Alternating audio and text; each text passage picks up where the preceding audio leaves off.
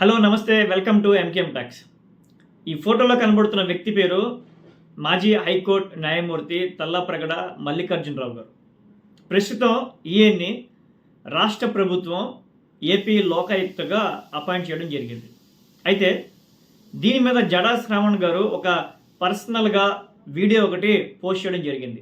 ఆ వీడియో చూసే ముందు యాక్చువల్గా ఈ రిటైర్ అయిన హైకోర్టు అంటే ఏపీ రాష్ట్ర హైకోర్టు న్యాయమూర్తి గతంలో చంద్రబాబు నాయుడు గారు ఏపీ స్కిల్ డెవలప్మెంట్ కేసులో 370 కోట్లు లంచం జరిగింది అని చెప్పి ప్రధాన ఎవిడెన్స్ మొత్తం అంతా కలెక్ట్ అయిన తర్వాత సిఐడి సిబిఎన్ గారిని రాజమండ్రి సెంట్రల్ జైల్లో 50 రోజుల పాటు ఉంచడం జరిగింది.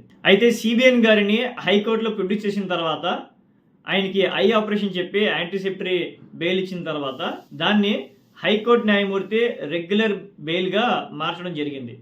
సో దానికి ఇప్పుడు సిబిఎన్ గారి ప్రభుత్వం ఈ మల్లికార్జునరావు గారిని గిఫ్ట్ ఇచ్చినట్టుగా ఏపీ లోకాయుక్తగా అపాయింట్ చేశారు అని చెప్పి ఆరోపణలు అయితే వైఎస్ఆర్సీపీ పార్టీ చేసింది. అలాగే జడా శ్రావణ్ గారు కూడా ఇదే కారణం అని చెప్పి ఆయన వీడియో ఒకటి పోస్ట్ చేయడం జరిగింది. అందరికీ వెరీ గుడ్ మార్నింగ్. ఈరోజు పొద్దున్న పేపర్లో ఒక మంచి వార్త చూశాను.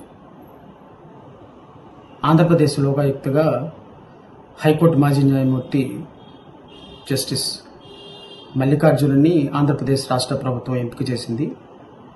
ఇంకా అధికారికంగా ప్రకటన వెలువడాల్సి ఉంది.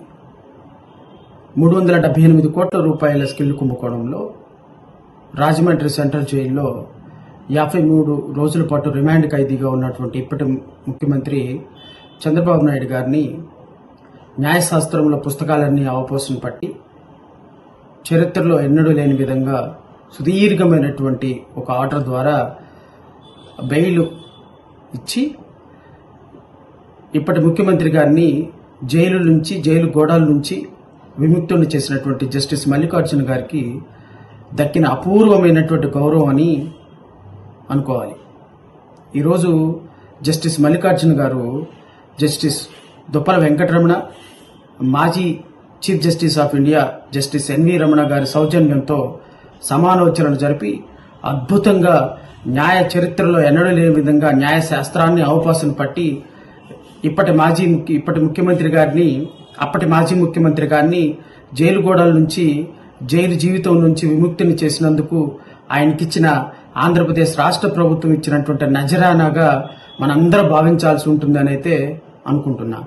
ఏదేమైనప్పటికీ ఒక బెయిల్ ద్వారా ఇప్పటి ముఖ్యమంత్రి గారిని జైలు నుంచి విముక్తి చేసినటువంటి వ్యక్తికి దక్కిన అపూర్వ గౌరవంగా నేను భావిస్తున్నా. ఈ పోస్ట్ మీద నా ఒపీనియన్ అయితే జస్టిస్ ఏమో అనిపిస్తుంది. ఆంధ్రప్రదేశ్ రాష్ట్రంలో న్యాయానికే న్యాయం కావాల్సిన పరిస్థితి ఉందా ఒకసారి ఆలోచించమని కోరుతున్నా. ఈ రాష్ట్రంలో ఈ దేశంలో న్యాయాన్ని 4 పాదాల నడిపించే జస్టిస్ మల్లికార్జున లాంటి జడ్జెస్ ఉన్నంత వరకు ఖచ్చితంగా రిటైర్మెంట్ పోస్టుల కోసం జడ్జిమెంట్లు ఇస్తున్నారేమోనన్న భావన సామాన్యుల్లో కలిగింది అంటే ఇక ఎవరు ముఖ్యమంత్రుల మీద కేసులు వేస్తారు? ఏ హోప్ తోటి మంత్రుల మీద కేసులు వేస్తారు? ఏ నమ్మకంతో ఐఏఎస్ల మీద ఐపీఎస్ల మీద కంటెంప్ట్ ఆఫ్ ది కోర్టులు ఫైల్ చేస్తారు? ఒకసారి రాష్ట్ర ప్రజలు, మేధావులు, న్యాయవాదులు, సమాజ స్వరూపం బాగుండాలనుకునే వారందరూ కూడా ఆలోచించమని కోరుతున్నా. న్యాయం కోసం సామాన్యుడు కోర్టు మెట్లెక్కేది అవతల పక్క వ్యక్తి ఎంత గొప్పవాడైనా తమకు న్యాయం జరుగుతుంది అని. కానీ ఈరోజు న్యాయం అంగట్లో